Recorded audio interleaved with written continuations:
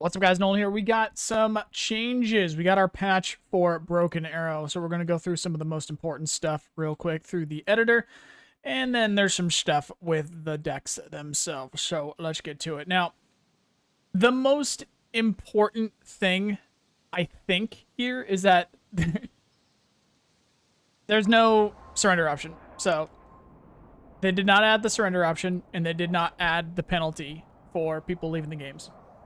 So I don't think there's going to be much change in the grand, scheme of things for the game. Those were pretty important to add, and they are not here. And we also do not have, as I'm looking through here again, I don't see any kind of time frame as to when we are getting those. They just simply ended the patch notes here. Let me just make sure I didn't miss anything.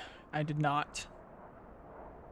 Yeah, I did not. So they said they were going to communicate more. We'll see what happens. They said that they are working on server stability, anti-cheat, balance, surrender option, and punishment for leavers.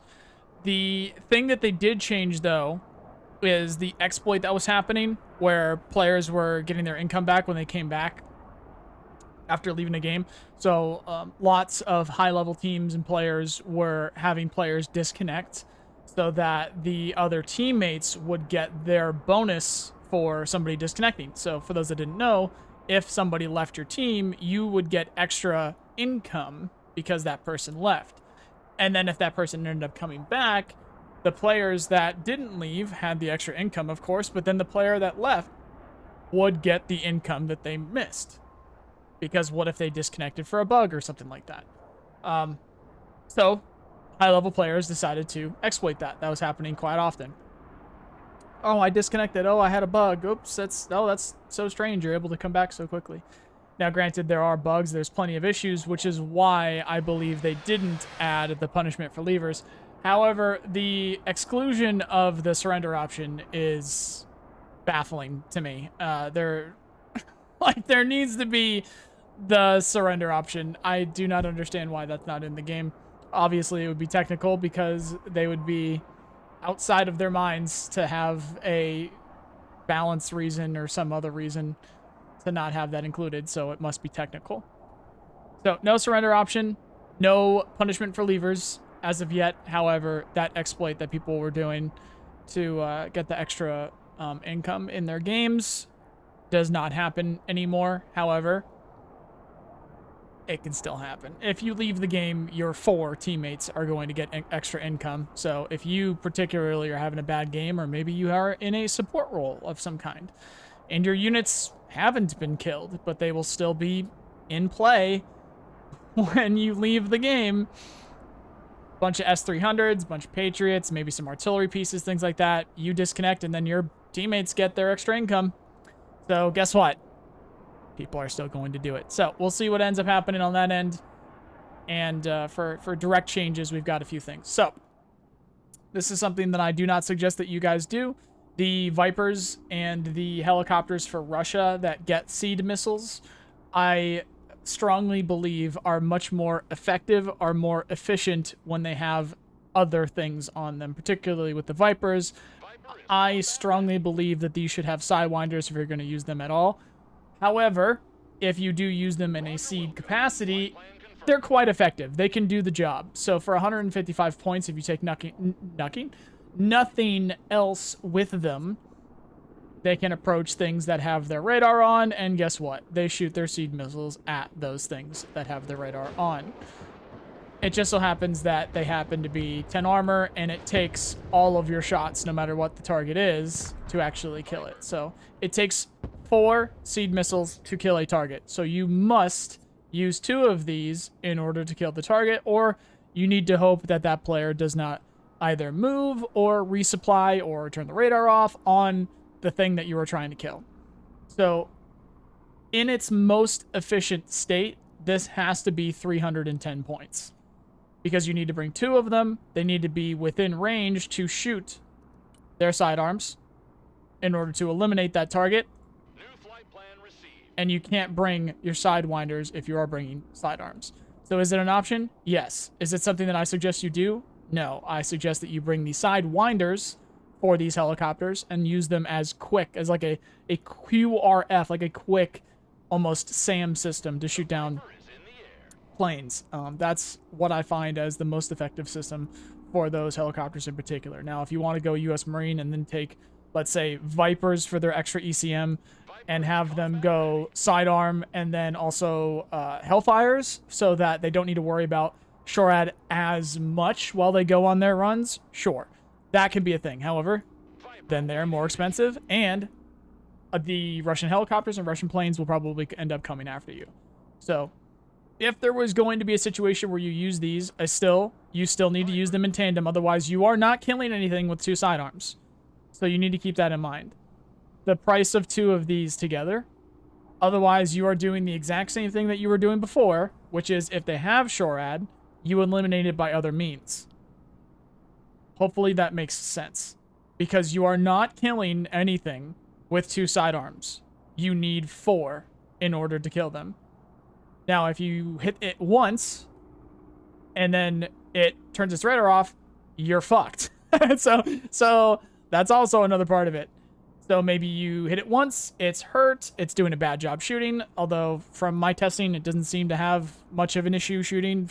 And of course, I just used the Tor there, but it could be anything.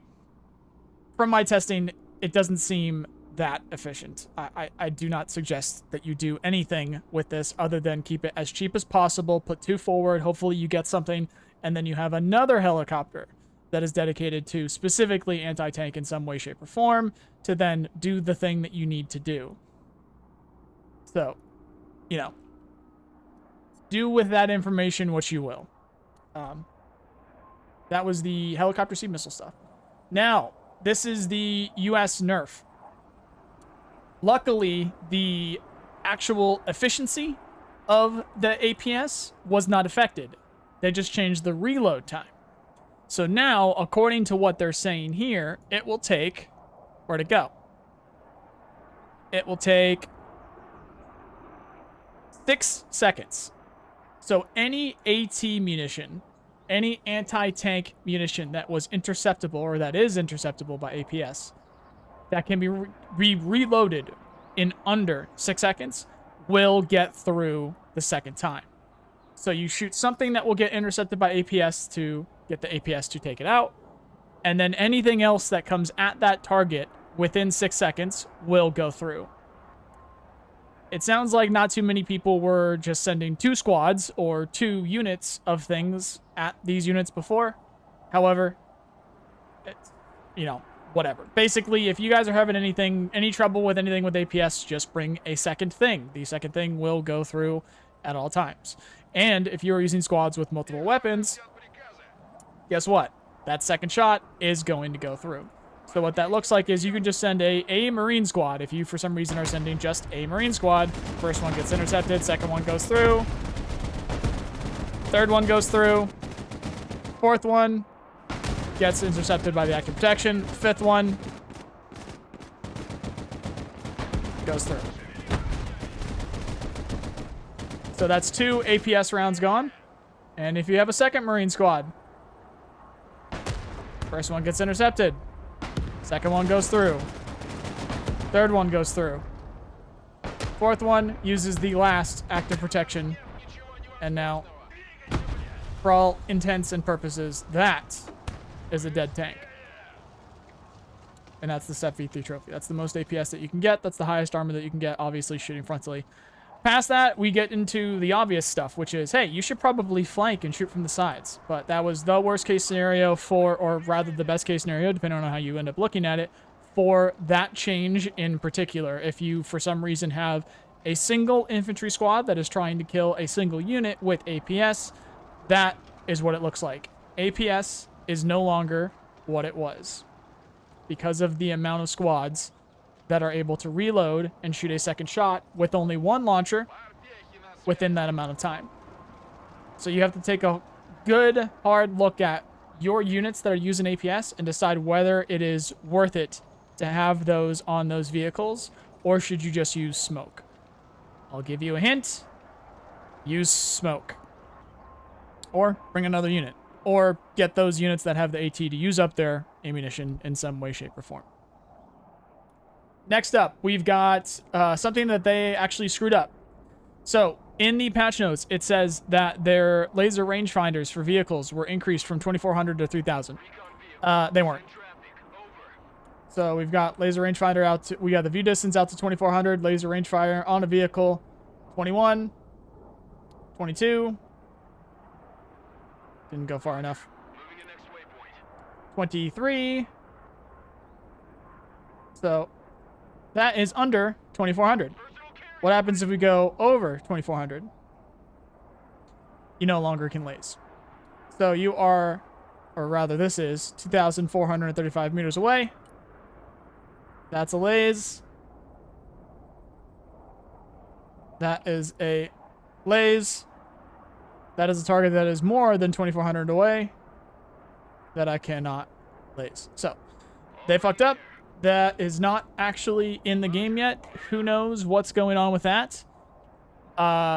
Maybe they maybe they mistranslated it into English, and maybe it means that... Does this do it now? I mean, this could do it before anyway, right? What was the maximum range for this before? Looks like it was like around... I mean, it was much more than 3,000 before, so... I don't actually know what they meant. I'm going to go ahead and assume they just forgot to add that bit. So somebody messed up somewhere. I'm just going to go ahead and assume they forgot to add that bit because that seems like something that they would do. Low altitude bombs. Arming distance. Done a bunch of testing with this. I'm not noticing that much of a difference. They were very good before. You could pull off some crazy stuff. So I think they're just a little bit less crazy, but we'll get to that in a second. This is the change of the icons for the SU-24. So, wings out, it's seating. Wings in, it's coming to kill your Abrams. That's pretty much it. Wings in, coming to, you know, lawn dart. Lawn dart's coming to kill you. Wings out, it's seating. But those are the two icon changes for that unit right there. Now, what does that look like when they come in low altitude? Well, let's see if we can get some bombs off right here. If you want to change that target, you can still be on approach. Oh, you realize they're in this opening? Still going to drop those bombs. It's still quite effective. It's still quite easy to change that target. The only thing I don't suggest you do is you change the direction that it's going too much. For instance, if there were vehicles coming up this road and I wanted to hit them as they were coming up like this, I wouldn't then tell it to do something like, oh, let's have it, wait for it to at least be on approach. It's going to take some practice, but I wouldn't tell it to then do something like this, because obviously it needs to get closer. That'd be pretty crazy if it turned around in that time, but obviously it can do a little bit of turning. It's just going to take some more time. It's going to wrap back around. You see what I'm saying? So I wouldn't do something like that. But what I would do, and maybe this will get done. Let's wait for it to be on approach. And then just move it a little bit. Let's see what it does. No, it wants to go full around. See, I think before, I'm pretty sure it would have done that. You've been able to get some pretty crazy stuff. So that's a pretty good example of like the differences that you want to make. Let's say they actually got into this tree line though. I'm pretty sure it will be able to do this. So let's do that. Wait for approach. Nope, didn't do that either. So trust me, there's some things that you can change. You just don't want to change the direction up too much. Let's say they move back a little bit further.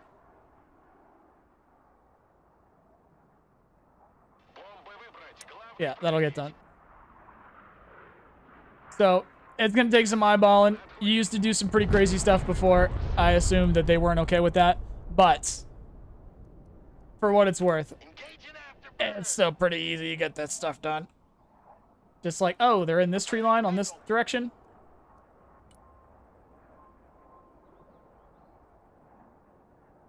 Oh, no, actually, they're back here. It was on approach, getting ready to bomb that, and then you just moved it back that far. So you can still do some pretty good stuff. Just try and limit the angles at which you are doing it. And if it is going to be at a different angle, have it be further past. Obviously, that's something that you don't control, but if it has to be, you know, further past it, or if it is further past it, then you're good to go. If it's not further past it, then, you know, wave off. Try and go back. You know, so hopefully you understand what I'm saying there with that one. And then we have the fire. Things are quite different over in the Firelands for these guys. So what they did for fire, incendiary munitions, penetration value reduced from 20 to 15, resulting in slightly less damage against infantry, but much less damage against armored vehicles with 20 plus top armor. That is not what we were worried about. We were worried about infantry. So does the grad do less damage? Of course it does, because that's primarily what everybody was complaining about. I'm not sure what was going on with vehicles. Vehicles didn't seem to be that much of an issue. Sure, you can get crits and stuff like that with fire because, oh, I don't know, you're in fire. So you're probably going to be on fire. So there should be something like that happening. Anywho, so Ognmashiki, when they were fighting units in the open, we got Marine Raiders. I believe that was 10 armor, 12, no, 13? I forget the squad size for the Marine Raiders. Either way, one of the strongest infantry units that you could possibly have, alongside a couple of the other strongest infantry units that you can have. That's already all the ammunition that that unit would have had.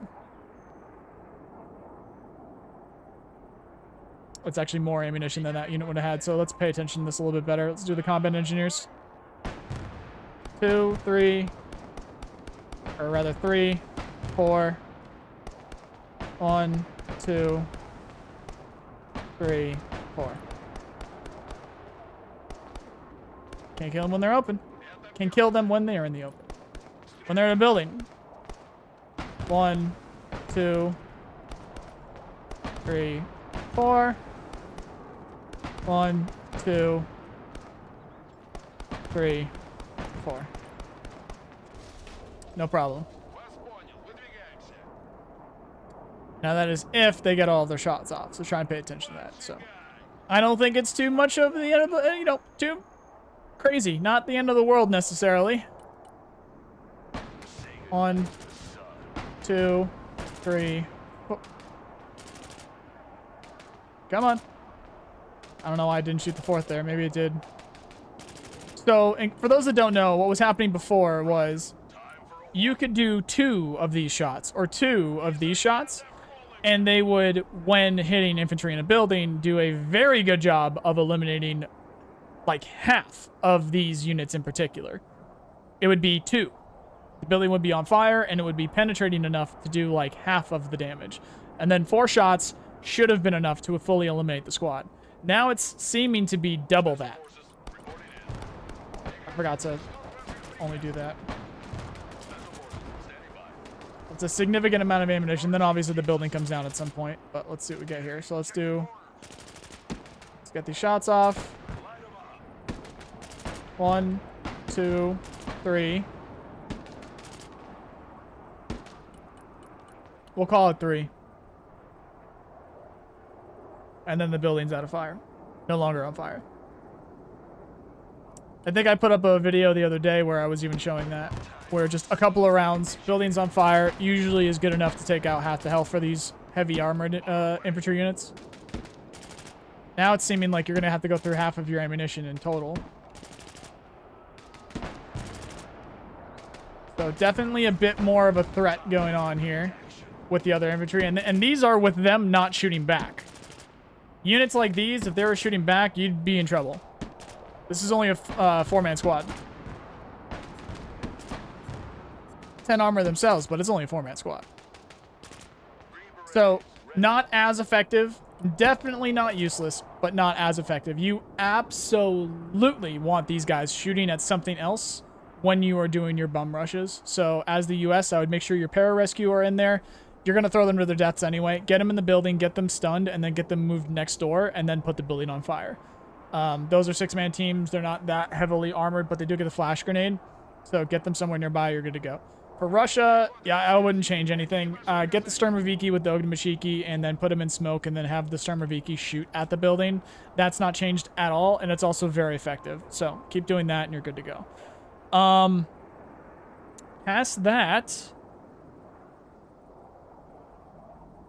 that's pretty much all she wrote for this end of things. When it comes to the decks, let's get to that. Essentially, every single one of my decks needed to be addressed somehow. There were either red or orange triangles on 90+% of these decks, and I do have like a couple hundred. I did end up deleting a bunch of them because I didn't use them anymore. If these were used for other videos, hopefully they stuck around, or there's some changes that can be made. But if you are worried about something from one of the decks that you happen to be using, because I told you to use it in one of my other videos, for instance, my How to Russia decks or my beginner US deck, you basically don't need to change much. I think I added the CEVs into this beginner maybe deck, and I think I changed up a couple of the units because some things needed to be addressed with the price of some of the units. I think that enough changed, and you guys now having it been 2 months now since the release are probably at a state of understanding where it's probably fine to just make your own changes. If you guys are using any of the decks that I've shown in any of my videos and you're not quite sure what to change, chances are whatever you end up changing, minimally speaking, to just skirt right under the line in order to make the deck usable is probably fine. I would say I'm pretty sure that'll be fine. You don't go removing entire portions. Don't go removing an entire setup of, like, for instance, if we want to go to like some kind of armored deck or something, you don't go and remove all of the set V2s. Can you go and remove one? Probably. Can you go and remove the 1A2s? Probably. In fact, I think I ended up moving a couple of these around for this deck. I'd probably do Seps instead of the 1A2s for this one in particular. So there's other stuff that I need to address. I'm going to go through and I'm going to pick 8 decks for 4 and 4 for each nation, and do a bit of an update based off of this balance run here. But again, generally speaking, nothing too crazy. Really, really, really nothing too crazy. Seemed like they were going to buff Russian Marine. I don't really see it that way. Let's bring it over. The BTR 90 increased from 6 to 7. That is unique because, again, I mean, well, not again, but, you know, obviously, 7-man squads can fit in those. What are 7-man squads? All the mechanized guys. Marines can fit in BTR 90s now. So I think I'm going to mess around with that a little bit. And when I do, I'll give it its own video because Russian mechanized Marines probably my favorite deck in the game right now. So I'll mess around with that a little bit. The BTR 90 can be interesting, but at the same time, the BT3F is just so dominant to being able to get 2 of those squads wherever you need them and have a cannon on it. I don't know. The speed would be nice, but again, I don't know. I would need to mess around with it a little bit. I mean, maybe I should probably pull up a Marine deck at the very least. So we've got our BTR 90s around here somewhere. So yeah, they can fit 7 now. So that's, well, those guys are 5 anyway. It would be mainly these guys. It'd be these boys, and these boys. They could fit in BTR 90s now. And the 90s can be pretty good. You only get them from the recon tab, by the way, in case any of you guys haven't messed around with them. But they ain't no BT3F and they ain't no BMP3M, which also carry 7. Or rather, the BT3F would be carrying 14. So 100 points, 100 miles an hour, amphibious. Get this around the sides and the back of any armored vehicle in the game, and you're killing it.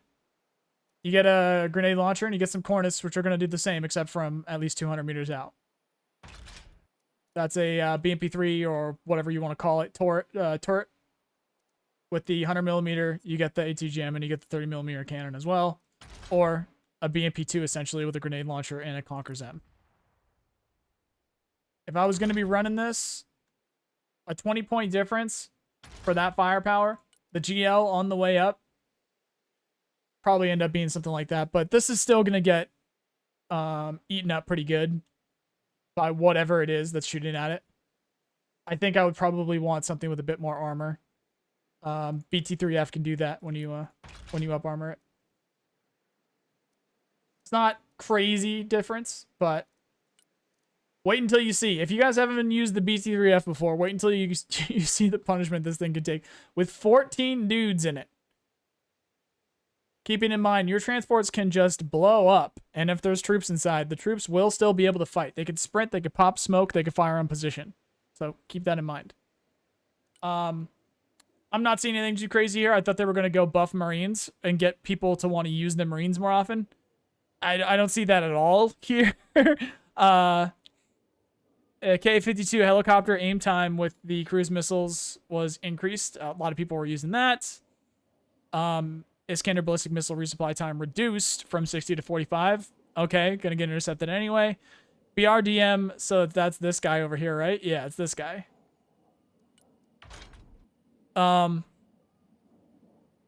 Missile reserve increased from 8 to 12. This doesn't have a smoke, so you need to use it with a tank. You need to use it with something that is going to be able to protect it. Can it do a thing? Sure. Is there other things that are more efficient than it? Abso-fucking-lutely. So, again, I don't know. I don't get it. I don't get it. And then they got the Barrag direct fire range increased from 1,300 to 1,400 against ground targets. Accuracy against helicopters slightly increased. That was something that we were doing like day one of beta 1. It's just, I would not do it, guys. Don't do it. There's other things out there. If you're going to use this, use it as artillery. You got the Tor. You got the Strelets. What are you doing? Just take something that's going to shoot down helicopters. And if you need artillery, use it as artillery. That's pretty much all she wrote. Motorized infantry. They got the SU-24 that has a unique label icon. Okay, so we got that. Grad smoke price. Okay. They increased the price of the grads. They actually did properly nerf the grad. They properly actually nerfed the grad. That's good to see. Everybody was having issue with the grad. They nerfed the grad, not just fire. However, they did end up nerfing fire a little bit. GRU with AT loadout price increase. Those guys were very good. SU-25T can now guide 2 Vickers missiles per target at up to 2 targets. That's pretty interesting. Might need to mess with that. That might be pretty interesting. That might end up doing some pretty good damage. Nerf the R60 price. They increased the price of the T-15. Increased the price of the Chrysanthema. Increased the price of the Sturmoviki. The armored Sturmoviki, rather. Increased the price of Koalitzia. And increased the price of the TOS. The Buratino. USSF, no more 2 spooky. Only 1 spooky. Unfortunate. Killer Egg Stinger upgrade increased. God, they were so good before, weren't they? That sucks. Yeah, they're so good. That's sarcasm. Delta Force CQC price. Okay. Don't use them anyway. RQ-170 price, 170 to 200. Understandable. Moz price increased to 100. Understandable. Pararescue increase. Understandable. Ranger CQC loadout. Gets another law. Okay. RRC close quarters loadout price increased to 80. Like the standoff. But you should be using the standoff in my opinion. Do whatever you want, but you should be using the standoff. Because Moz. Iron Thunder. Price increase. The PAC-2 4 missile upgrade. Price increase. AMPV Javelin. Price increase. AMPV reactive armor. Price increase. AMPV APS upgrade. Price increase.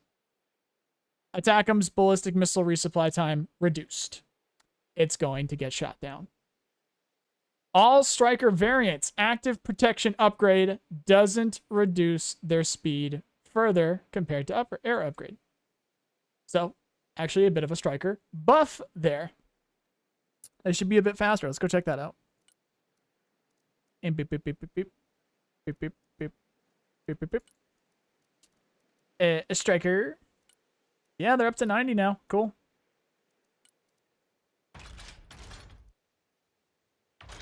The reactive armor puts it to 90, and then I think that put it to 80. I'm pretty sure the APS put it to 80. So, good change there. Good job. Striker ATGM active protection upgrade. Price increase. Shorad APS price increase. Ranger RV Bushmaster Javelin price increase. Battleship gets 2 extra bunker buster tow missiles per launcher. Combat engineers now have their own unique icon. Airborne squads with standard loadout now carry an extra AT4. M7 rifles increased from 1.1 to 1.2. Wow. Don't use airborne. B1B pitch rotation speed reduced to avoid suicide in its own nuclear bomb. I didn't know it did that. BTO transport vehicle rate, don't use that. Just use the BMO one.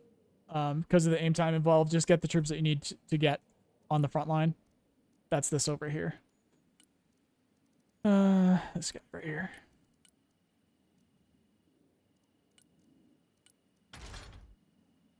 Don't bother with it. Just get what you need to get where you need to get it. Honestly. That would be my opinion. This gets no smoke. Yes, it's 45 points. Yes, the armor's okay. Yes, this does do damage. That is a thermobaric rocket launcher. But you get 2 smoke with this, and it's a 30mm cannon. Just go get these on there. Or take, if you want something to be thermobaric, just take them. It's fine. But I'd keep these on fire. Actually, I might do some more dabbling. I might do some more checking with the smell now. We might go get schmelly with it. See how that goes. You can carry 8 with this, but the fact that you don't get smoke, meh. And then you miss out on the 2 smoke that you get with this. The utility of that 2 smoke is pretty fucking clutch sometimes. So that is the full update from today. We're gonna get some games in, hopefully, if people don't leave, and we'll see what happens. I don't see too much of a change with this. I think that on the infantry side of things, we're going to need to count on guns more. For at least for me, I was using fire a lot. If infantry, then put on fire with Green Beret or Mashiki. I think we're going to need to count on guns a little bit more. We'll see what that ends up looking like. My SF rushes with the US are now more expensive. Anything with APS is now more expensive. If anybody looks at this as as anything other than a pretty significant US nerf, you gotta read it again. You gotta read it again. Okay? Okay. Thank you guys very much for watching. To support what I do, click all the buttons on the screen or come by a stream. Otherwise, thank you very much for watching. Hope you have a nice day. See you guys.